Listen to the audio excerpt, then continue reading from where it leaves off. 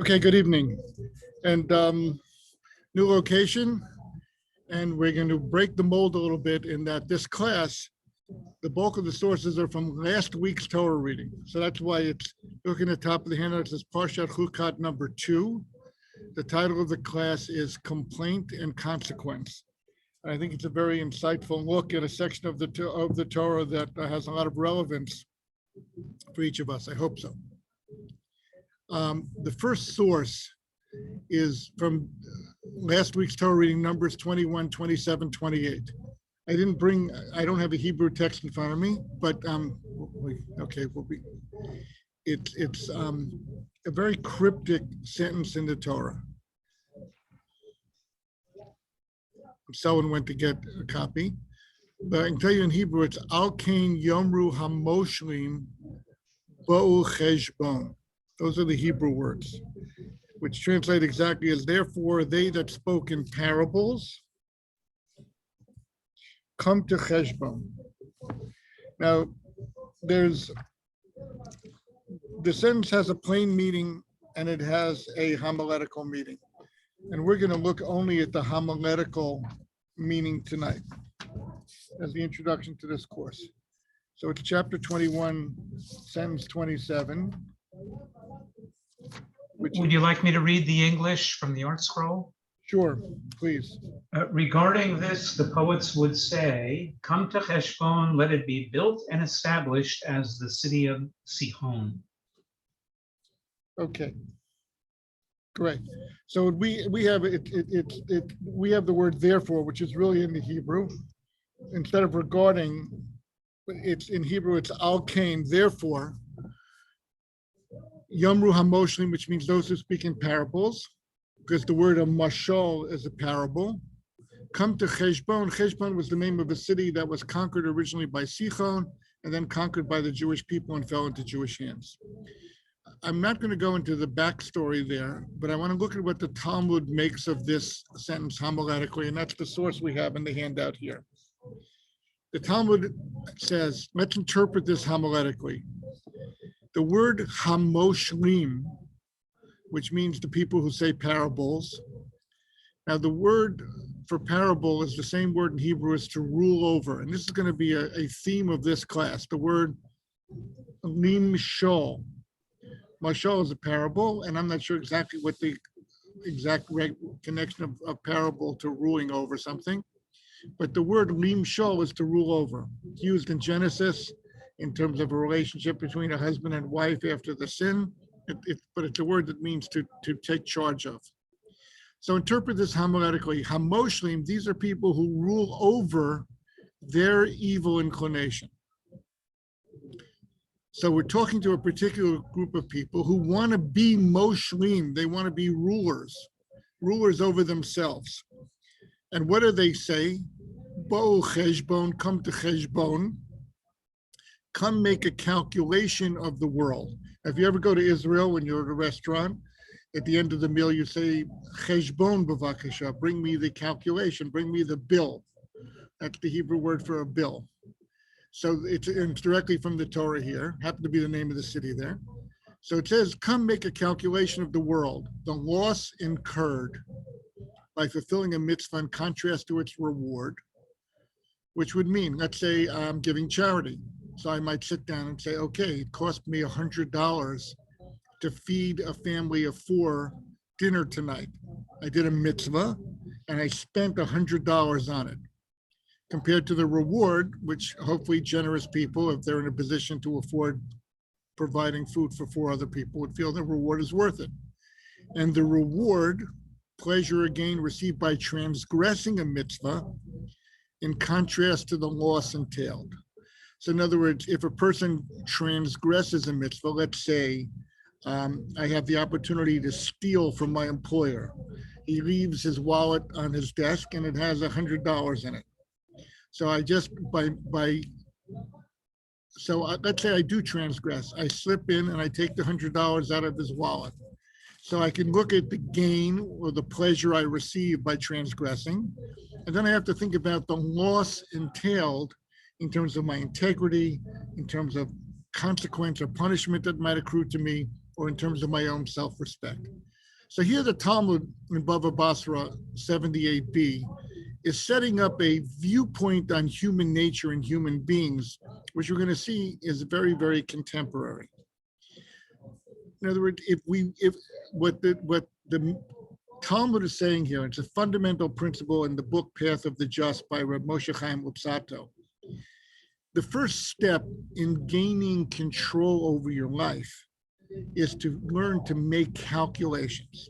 Okay, the same way if somebody came to you and said, I don't know what's going on, I'm overdrawn at the bank, I'm in debt, all my credit cards are maxed out, I don't know what to do.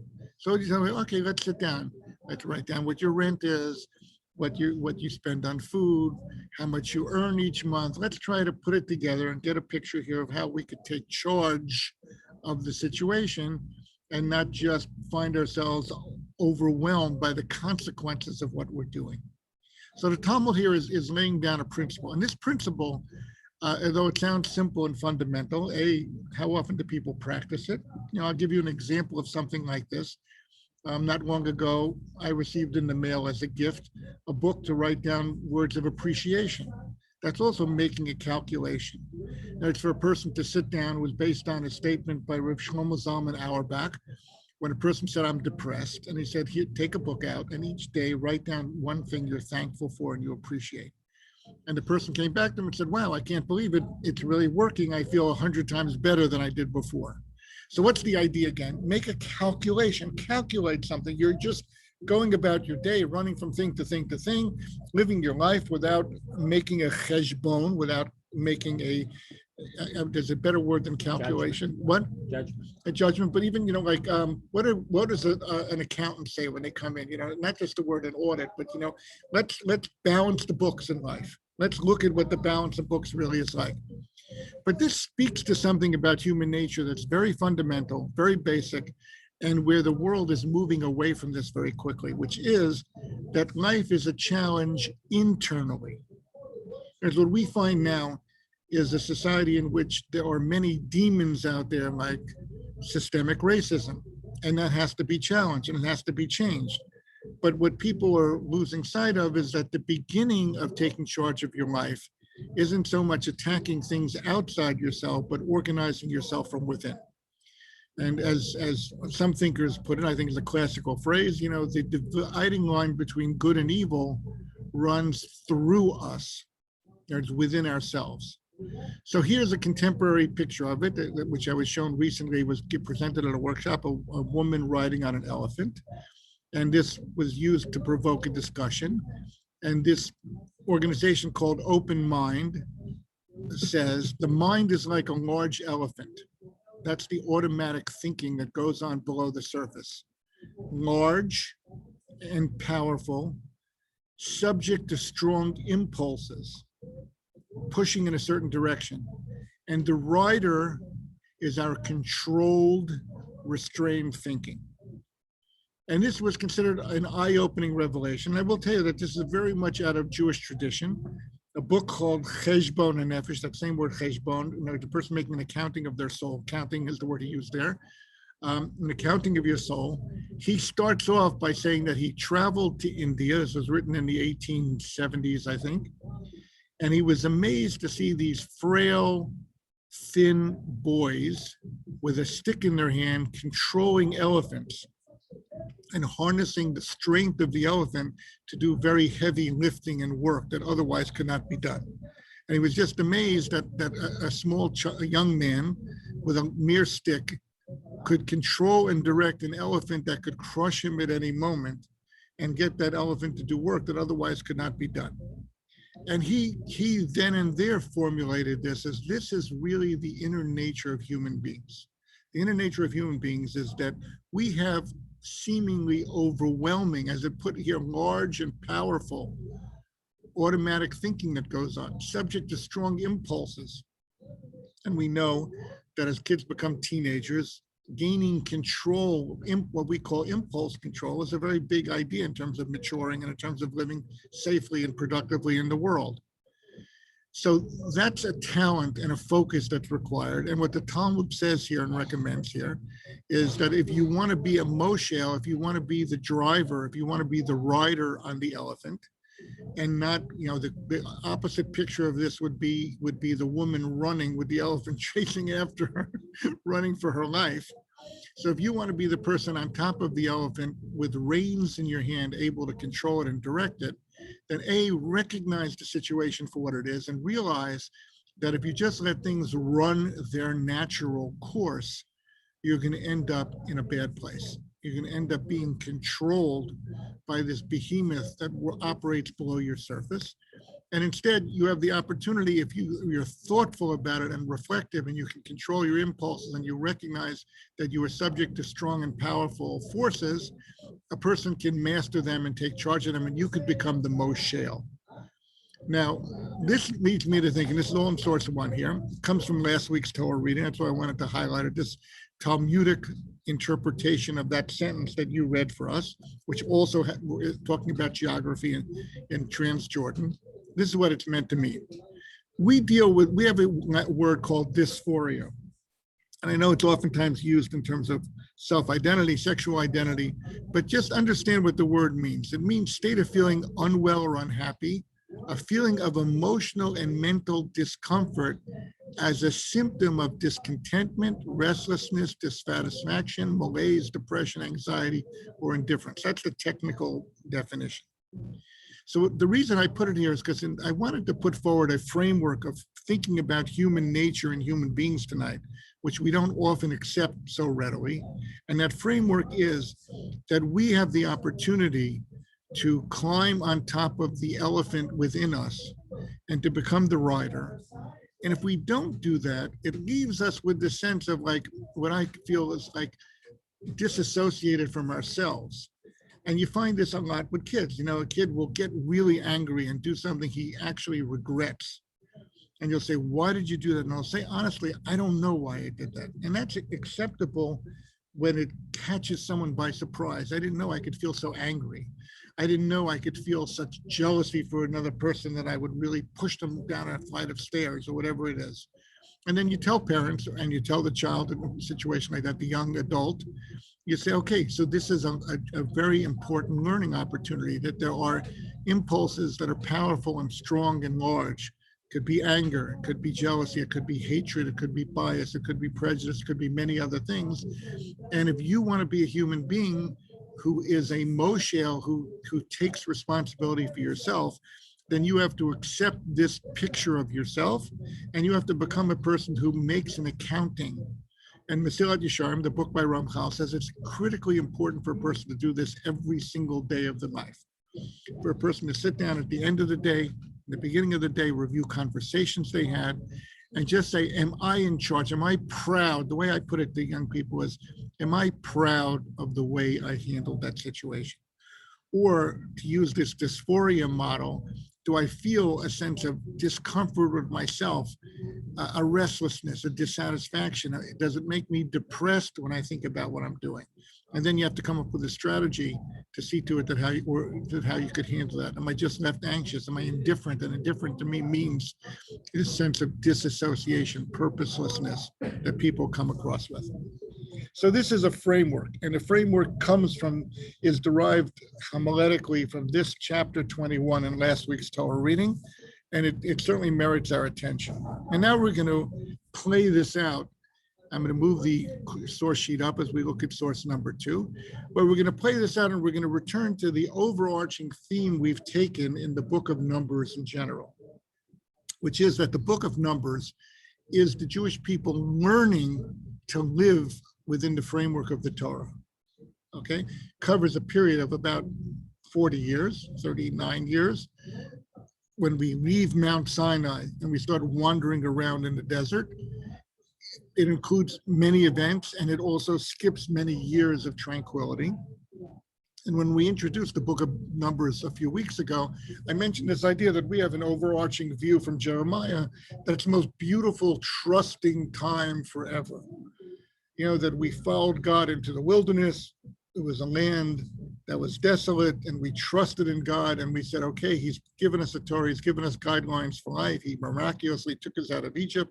He's setting us on our course for life, and we're ready to follow. We're ready to grow into being the people of God who fulfill God's plan in the world. Okay, so let's look at source number 2 here, which is not from this book of the Torah, but it's from Deuteronomy. But it's a warning that Moshe gives at the end of the 40 years, right before he dies. And let's look at what he says. Beware, lest you become arrogant and forget the Lord who freed you from Egypt, who led you through a great and frightening wilderness with its snakes, serpents, and scorpions, a parched land with no water, and who brought for you water from flinty rocks. Okay? And last week, what did we discuss? We discussed the episode of Moshe hitting the rock instead of speaking to the rock. So Moshe now, at the end of this 40 years, he's leaving us, the Jewish people, with an overarching perspective. And he's giving us a warning. The warning is, as part of your spiritual accounting, remember that there's a God. Don't push God out of the whole picture. And who is God? God miraculously took you out of Egypt. He put you in a position where you had no choice but to trust in God in the wilderness, where your bread fell from heaven every day, and where the water miraculously came out of rocks, and where you were surrounded by scorpions and snakes, and you were untouched. And you, the Jewish people, a few million strong, traveled for 40 years like this. God sustained you. Not that that should become the permanent state of affairs of the Jewish people, but to prepare us to then enter the land of Israel, fulfill our goal in the world, live up to the Torah, and become a light unto the nations, and really change the course of human history, which in some important ways we have done. And in some important ways, we certainly haven't. So let's look now, with this introduction in mind, let's go back in chapter 21, and we're going to read sentences 4 through 8. And this is an episode that happens, and it begins, if you have a stone chumash, it's on page 849 in the English. It's a new challenge. And maybe we'll make it more interesting. I'll ask Selwyn, I'm going to turn the camera around, and he'll read it to us. So read these 5 or 6 sentences. You can read it from the stone chumash. I took out certain phrases. So if you have a chumash, that'll be great. And if you don't, you can read the excerpts. I think you could read the whole thing. From the journey? From number 4, yes, please. Are you in the picture there? Can you see? Can they see you? Yeah. Okay, great. They journeyed from Mount Hor by way of the Sea of Reeds to go around the land of Edom, and the spirit of the people grew short on the way. The people spoke against God and against Moses. Why did you bring us up from Egypt to die in this wilderness? For there is no food and no water, and our soul is disgusted with the insubstantial food. Which is the manna that they've been eating for the last 40 years. God sent the fiery serpents against the people, and they bit the people. A large multitude of Israel died. The people came to Moses and said, "We have sinned, for we have spoken against Hashem and against you. Pray to Hashem that he remove us from the serpent." Moses prayed for the people. Hashem said to Moses, "Make for yourself a fiery serpent, place it on a pole, and it will be that anyone who was bitten will look at it and live." Moses made a serpent of copper and placed it on the pole. So it was that if the serpent bit a man, he would stare at the copper serpent and live. Continue. One more. Okay. The children of Israel journeyed and encamped in Abath. Okay. So this is the purpose here of reconnecting. Uh-oh. I don't know what just happened. But you can still see me, I hope, right, Frank? I don't know what they can see and they can't see. It's happened to me last time also. Anyway, Frank, can you just talk up for a second? Can you? I had to unmute myself. Can you hear me now? Yeah, I can hear you. And can you see? Okay, yeah, I hear everything. And you can see Everything's fine. you can see the source sheet. Okay. So let's unpack these 5 or 6 sentences here. And I have them just a little bit shortened here. Questions. Anybody want to ask a question on this text? And again, I'm trying to give you a framework in that quote from Devarim 8:15 and 16 as a perspective to look at this event. This is a succinct event that happened very close to the end of the 40 years of the Jewish people wandering around the wilderness. Let me ask a question. What's the business with the copper snake? Sounds very heebie-jeebie. Is that sort of an internal negative component about ourselves? What, that we need a copper snake? No, that the copper snake is sort of the evil inclination. Oh, boy. Well, I'll tell you, the copper snake has a history of its own, and I left it out of this class. But the Mishnah asked the following question. Can a piece of copper in the form of a snake cure people? That's the question the Mishnah asks. There's the Mishnah basically looks at this section of the Torah and says, this looks like soothsaying. It looks like something that really is way beyond anything that the Torah sanctions. So how do we understand it? And the Mishnah gives us a very specific answer. The Mishnah says the copper snake was put on a pole, which forced people to look up. Just looking up reminded them that there was a God above them. Reminding that there was a God above them calmed down all of their restlessness and their disgust with the bread and everything else. And then the repentance was accepted. And therefore, even the people who were already bit and dying, the moment, and they had repented, because it says that they did cry out and they said, we have sinned, right? The people admitted on their own, we have sinned, for we have spoken against Hashem and against you. Pray to Hashem that we remove us the serpent. And Moshe did pray, but besides praying, God says you have to make this serpent form out of copper, because I need the people themselves to be inspired to reconnect to God.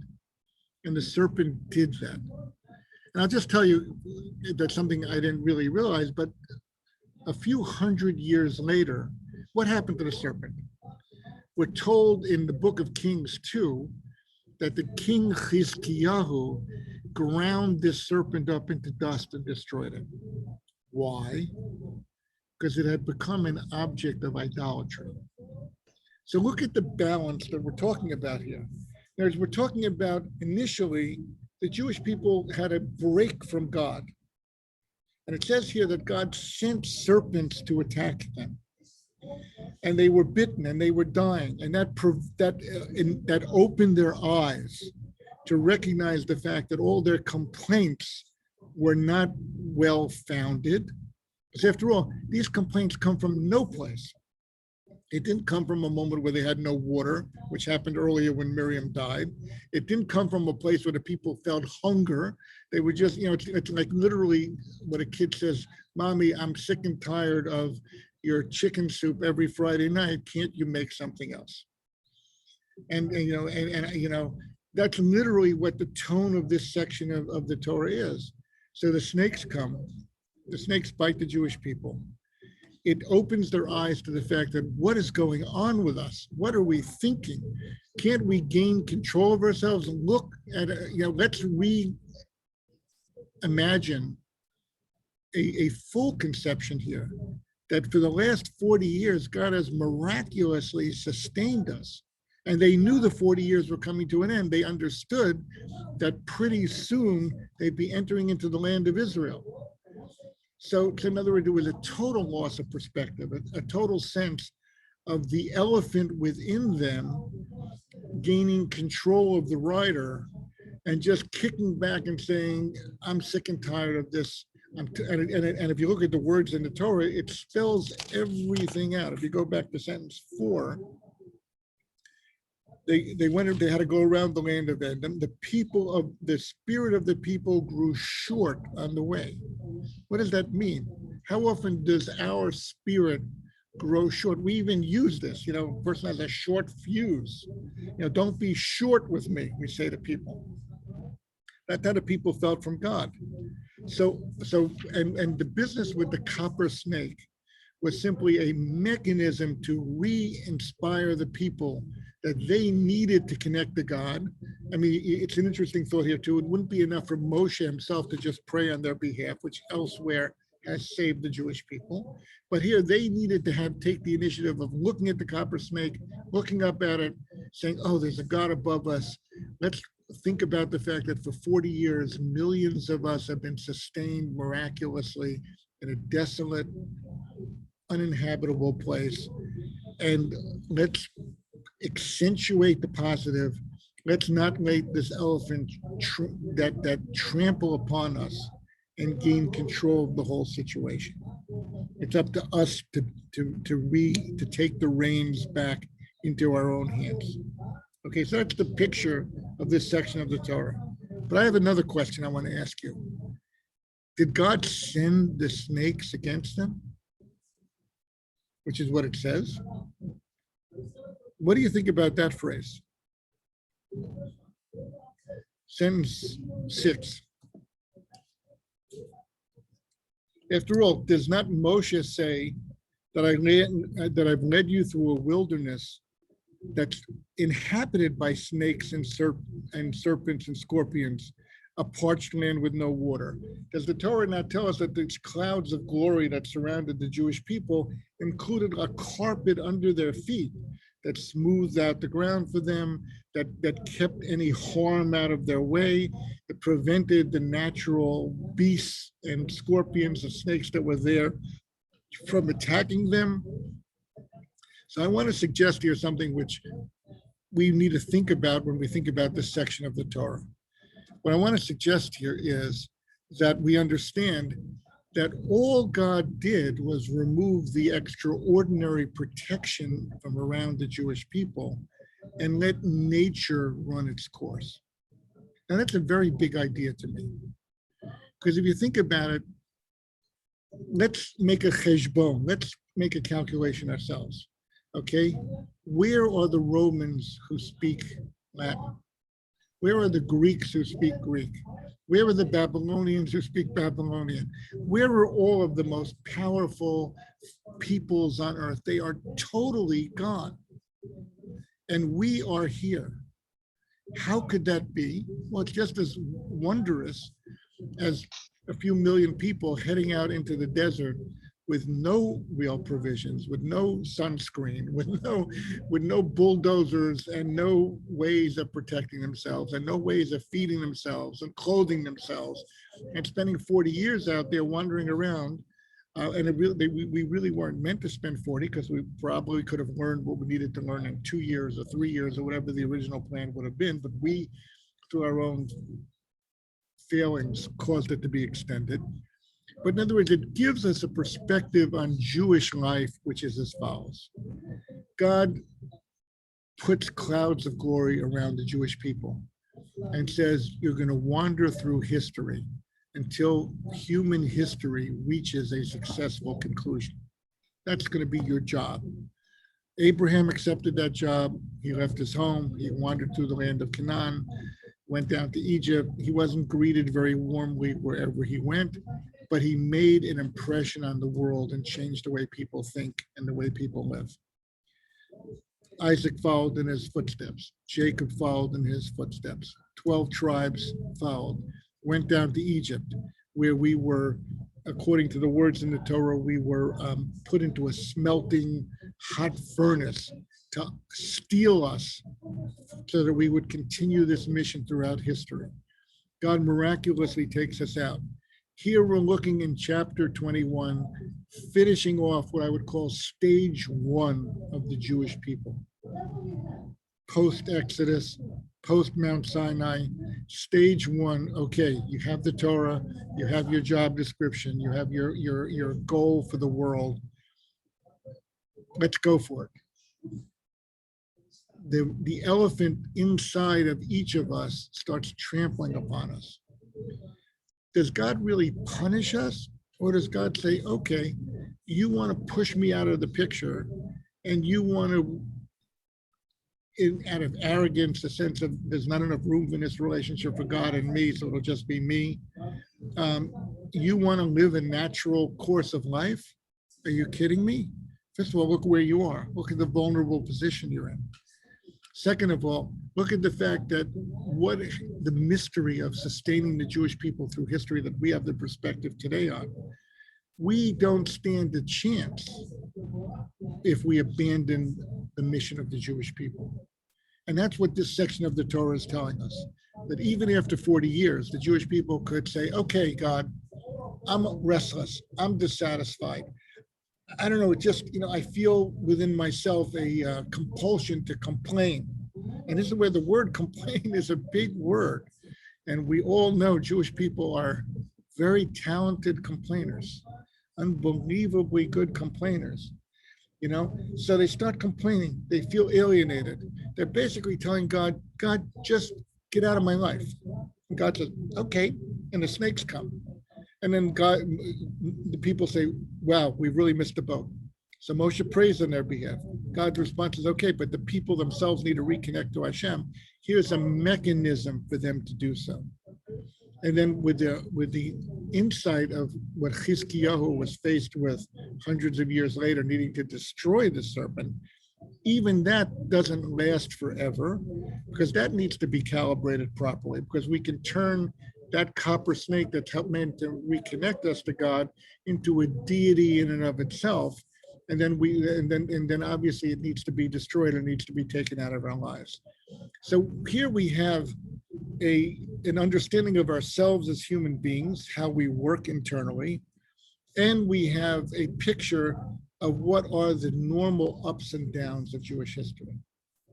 And I want to add a thought here, and I couldn't find the statement of the rabbis, but I heard it quoted recently. And it goes as follows. It's generally held that the travails of the Jewish people are acts of kindness by God. And I'm not going to say anything about the Holocaust or anything else, but in other words, because it's beyond anybody's to even say such words. But what the rabbis put forward is the following thought, that with other nations that God is less involved in, they go so far off track that they self-destruct, and the elephant within them tramples them till they're nothing.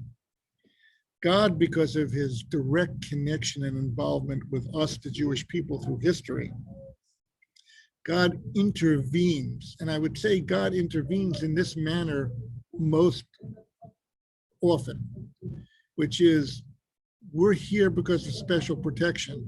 You want to opt out of Jewish life and living in community? Okay, so then you'll go the way of the Babylonian or the Greek or the Roman. But God doesn't let go of the string that attaches us to him. God sees to it that along the way we are faced with dilemmas that remind us and impel us and say, oh, you're right, let's get back on track. It's a much safer place for us to be.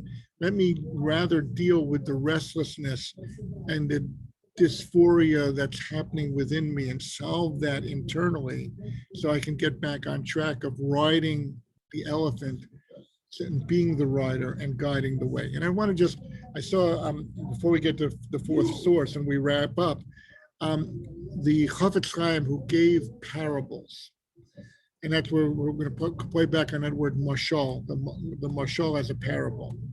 He had a parable as follows. He says, a rich man, and he told these very simple Jewish stories. The rich man had some very valuable merchandise.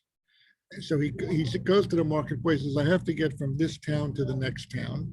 I need a reliable wagon rider. So this guy comes up and says, I'm a reliable wagon driver. I have a great horse. I made this trip hundreds of times. You could trust me. This is what I charge. And the merchant says back to the wagon driver, are you sure? Because I'm really reliant on you. He says 100%. Fine. Puts his merchandise on the wagon, gets up, sits in the back where he's supposed to sit, and they start off on the course. Along the way, the wagon driver is eating his meal, gets very tired, and the wagon driver thinks to himself, I've done this trip 100 times. I've never had a problem. I'm going to doze off a little bit. After all, it's my horse. He drops the reins, and he starts dozing off. And after a few minutes, the horse wanders off to the side of the road, and in a moment, it's too late, and the wagon flips over in the ditch. All the merchandise is ruined. And the person who hired the driver gets up and says, how could this happen? And the driver tries to, I don't know how this happened. This horse, I've relied on this horse for so long, so many times, I've never had a problem. So what does the merchant say? He says, I wasn't relying on the horse. I was relying on you, the driver. I was reliant on you holding onto the reins. I was reliant on you guiding this entire trip from beginning to end.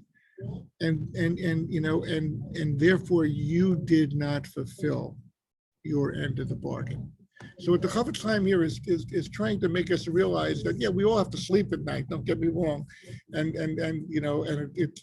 But we have to go back to that picture of the girl, the woman riding the elephant.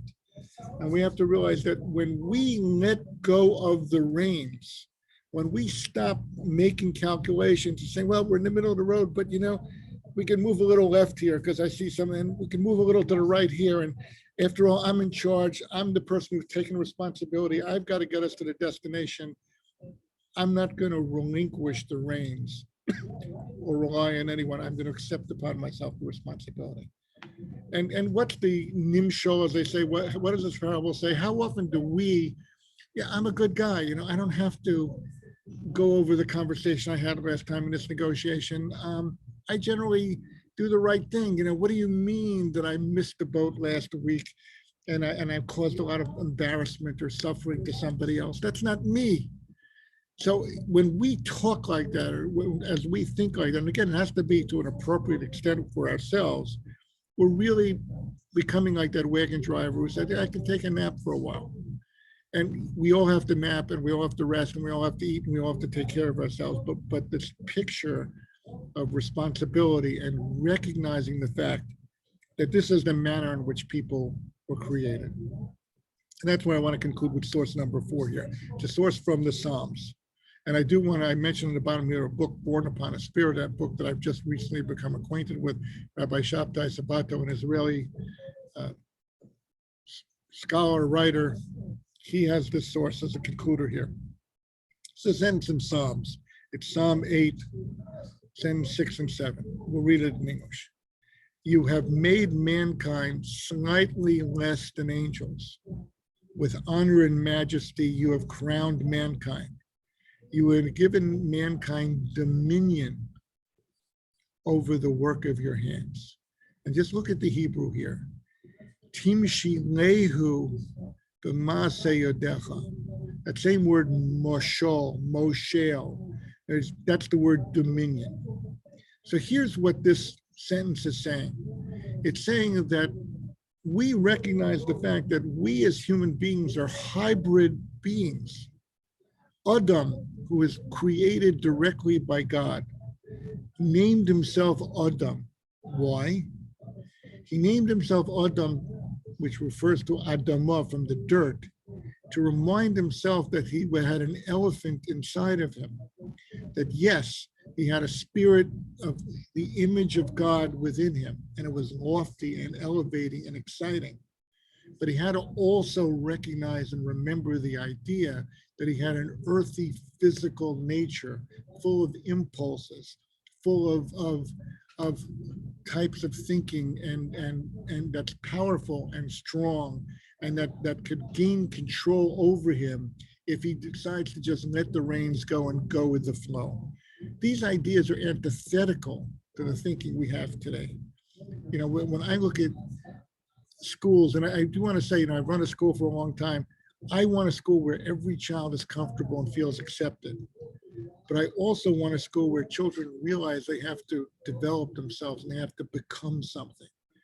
And the language our country is using for schools today is that primarily this should be a safe place where kids can walk in and they'll never feel bad about themselves, no matter what they do.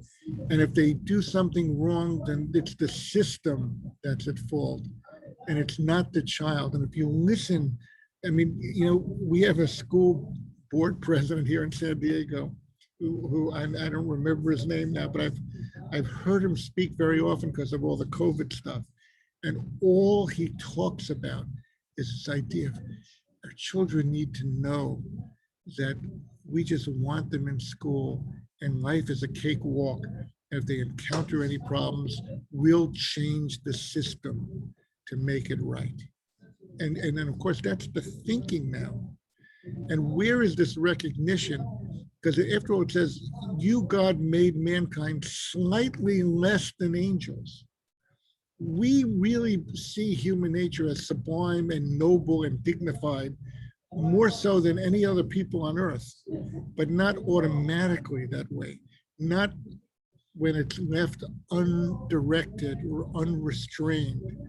And and then that's where you get a tremendous sense of complaining and unhappiness and dissatisfaction and a sense of I can't find meaning in life. You find so many younger people, older people complaining that there's no meaning in life.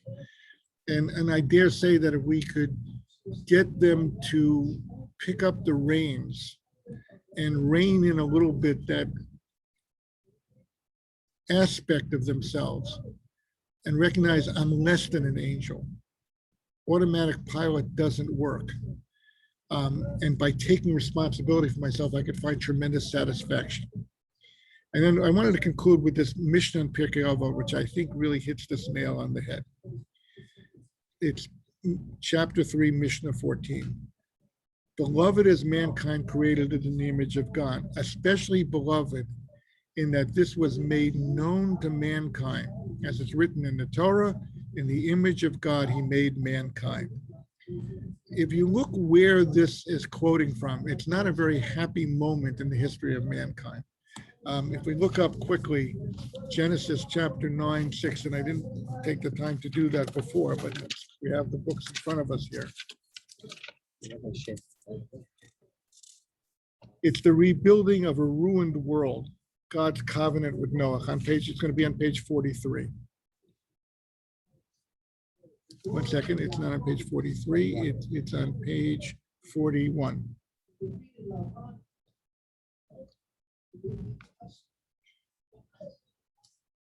It's in the context of God saying that whoever sheds the blood of man, by man shall his blood be shed.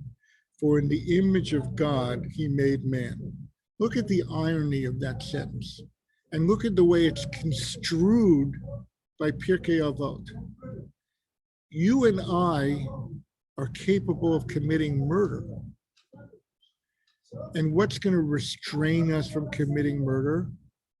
Recognizing the fact that God created every human being in God's image. Now, I dare say that it might make it easier for some people to commit murder reading this sentence in the Torah, because it could give me the vantage point of saying, well, I'm made in the image of God, and if I think this person is a menace to the world and he needs to be eliminated, then I have the right to do that. Okay, so there's an irony here, but I think it really triples down on the very lesson we have in this class. The fact that all human beings are made in the image of God needs to constrain each of us from those passions and those powerful forces and those impulses, which can even lead us through anger or jealousy or whatever human frailty we latches onto us to commit murder.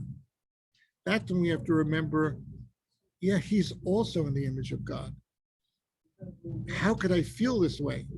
Well, it's because I'm not taking responsibility for who I am. And therefore, the Torah says here, whoever sheds the blood of man. Now, the idea of human beings being created in the image of God is also early on in Genesis. But I think that Pirkei Avot in chapter 3, Mishnah 14, chooses not to quote from there, but to quote from here for exactly this point. What we have to appreciate is, yes, we have towering spiritual greatness within us, but it needs to be developed and it needs to be directed, and it doesn't go on automatic pilot at any point in our lives. And I think really that to the extent that we can practice this, model this, and teach this to our children, we're also giving them a pathway to happiness, to feeling, being, an integrated, wholesome person, a person who really takes pride in themselves, and a person who feels, none of us are ultimately in control. We all have our foibles and frailties, and of course, that's why marriage was invented, to remind us all of those things, but so this picture of ourselves becomes the lesson, a critically important lesson, that even 40 years into the Jewish people living up to their role, they stepped back in this area, and they needed to be reminded. And then that copper snake lasted for a very long time, but it didn't last forever. And that's how we have to be ready to correct ourselves, guide ourselves, reprove ourselves. And we have to step up to the plate to be moshlim, to be people who take responsibility for directing our own lives. And that's where the idea of complaint and consequence. Complaining is a way, is an approach to disassociating ourselves from responsibility and casting ourselves as not being responsible for the position we're in.